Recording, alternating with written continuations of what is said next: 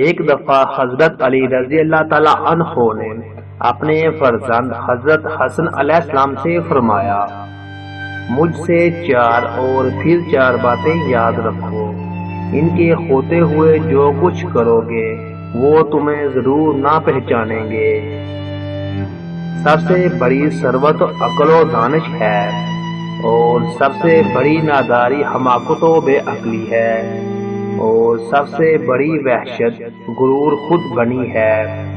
اور سب سے بڑا جوہر ذاتی حسن و خلاق ہے۔ اے فرزند، بے وقوف سے دوستی نہ کرنا، کیونکہ وہ تمہیں فائدہ پہنچانا چاہے گا تو نقصان پہنچائے گا، اور بخیل سے دوستی نہ کرنا،